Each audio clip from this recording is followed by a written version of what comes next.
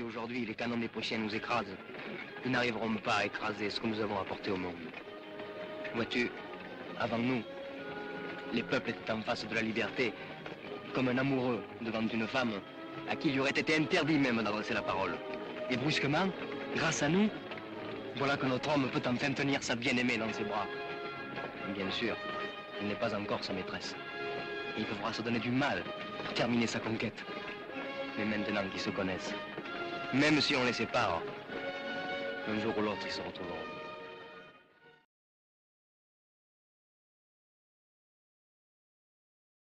Première question, comment obtient-on la nationalité française ? Il existe plusieurs façons d'acquérir la nationalité française, notamment le droit du sang à la naissance, si au moins l'un des deux parents est français. Le droit du sol, un enfant né en France de parents étrangers devient français automatiquement à ses 18 ans. Le mariage, un étranger uni à un conjoint français depuis au moins 4 ans peut demander la nationalité française.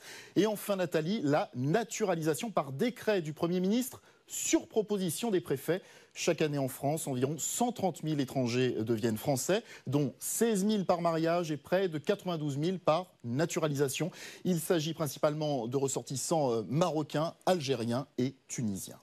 Deuxième question, Franck. Quelles sont les démarches à faire pour obtenir cette nationalité française? Alors pour être naturalisé, il faut constituer un dossier et remplir certaines conditions. Par exemple, être âgé de plus de 18 ans, résident en France avec un titre de séjour depuis au moins 5 ans.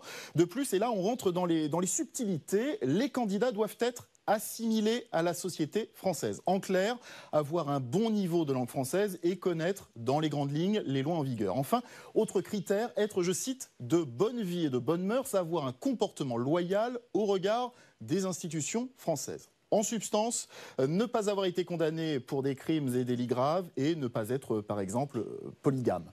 Au dossier s'ajoutent des entretiens à la préfecture et une enquête de voisinage. La procédure de naturalisation prend entre 4 mois et 1 an, que la décision soit favorable ou défavorable. C'est à propos de ces critères que le ministre de l'Intérieur veut renforcer la vigilance. Alors est-ce normal d'avoir 2 nationalités, Franck? Oui, le droit français tel qu'il existe actuellement permet d'avoir une double nationalité ou binationalité. Il y aurait entre 4 et 5 millions de binationaux en France. Il y a par exemple les enfants nés en France d'un couple mixte, un Français, un étranger, à condition que son pays d'origine lui aussi accepte la binationalité, ou encore les enfants nés à l'étranger de parents français. Certains pays accordent en effet leur nationalité aux enfants nés sur leur sol. C'est le cas, Nathalie, des États-Unis. Voilà, de petits franco-américains donc.